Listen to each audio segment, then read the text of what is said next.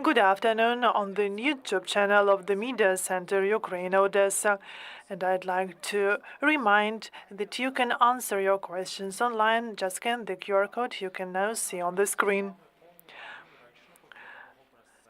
Our speaker is Oleksandr Stupun, spokesperson to the Joint Press Center of the Tauride Defense Forces. He is online with us. Good afternoon. Glory to Ukraine. Glory to heroes. Thank you for joining us today. Could you please share details about the situation on the left bank of the Kherson Oblast? There has been information from the Russian mass media about regrouping of the Russian forces, but then the information was refuted. Something similar we saw a year ago before the liberation of Kherson. So what is the situation there? The region that you've mentioned is not in the area of responsibility of the Tauride Defense Forces, so that's why I cannot disclose the information there. It's clear. So let's get back to Avdiivka. There have been heavy combats there. Russia wants to conquer it. Why is it so important for them? First of all, this is the only victory that they can have over the year. And if it's positive for them, this is the only opportunity for them to show at least some victory in the combat zone. At the moment, luckily, the Russian army can't do anything else. So this is not even a strategic objective, but a political objective for them. As for the city, how heavily has it been damaged and destructed? I cannot tell you the share, the percentage, but over the last 3 days, the occupiers have been actively using controlled aerial bombs from Su-35 jets in the area of responsibility of the Tauride Defense Forces and heavily damaging Avdiivka and its suburbs. Around 30-50 kilo bombs have been launched from yesterday. Over the 24 hours, Ukrainian soldiers have repelled 18 attempts of the occupiers to move on. That was near Avdiivka, Severny, and in the east of Pervomaisk. We can see that they continue training prisoners for the assault, and also the Russian citizens that have no combat experience. So they just want to use people just as me there, because since the 10th of October, they have lost around 400 armored vehicles, including tanks, armored machinery of different types, and armored personnel carriers.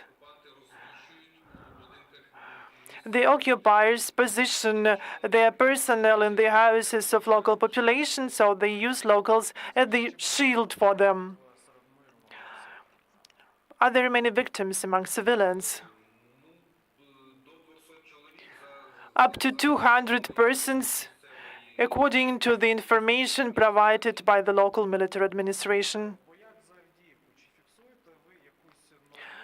Have you seen any new tactics of the Russian forces in these battles for Avdiivka, like new strategy, or they still use some old approaches? During the first wave, they tried to move on using massive columns of people, using a lot of infantry. But they saw heavily losses in the armed machinery because infantry stepped aside. Then during the next 4 or 5 days, they used artillery, aircraft, both assault types of Su-25, but after they lost 7 Su-25s near Avdiivka, the enemy started using the bomb mentioned from afar, using Su-35 jets, and unfortunately, they cannot be intercepted by our air defense systems. What is the situation in Zaporizhzhia direction? There has been information about demoralized Russian forces.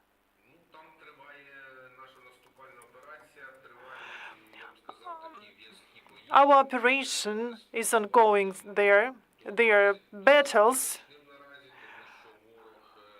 with insignificant movement forward, because before that the enemy was able to install a lot of trenches, and the territory is heavily mined, so every 100 meters is very difficult to liberate.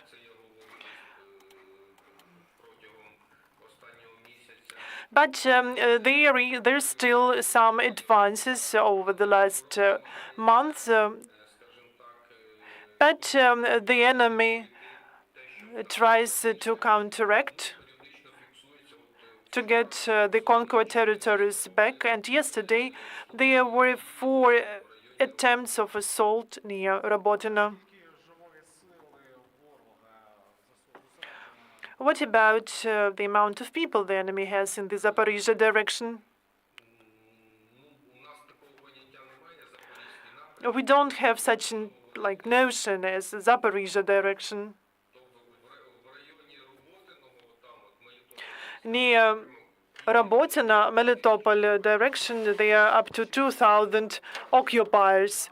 Have you seen any attempts of Russians to organize counteroffensive, and what are the expectations?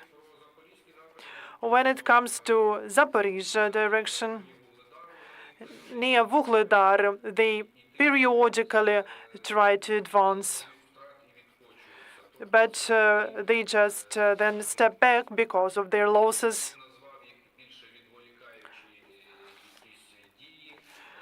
So they try just to turn our attention for us not be able to bring additional resources in the Kiev direction and near Mariivka and Avdiivka, where the enemy is more active. The winter is coming. How difficult will it be for the armed forces of Ukraine to advance? And what can we expect from that period? I will not provide any forecast because this is difficult to do during the war. But still, we have quite a substantial experience. Our soldiers have experience of almost 10 winters of combat activities. That's why I hope that everything will be fine. Thank you very much, Oleksandr, for joining us today in the Media Center Ukraine, Odesa. Thank you very much for your work. Just take care. That was Oleksandr Stupun, spokesperson to the Joint Press Center of the Tauride Defense Forces. He was with us online, and we'll continue at 12:30. We'll have with us military expert Andriy Savchenko, and we'll continue discussing the events at the front line.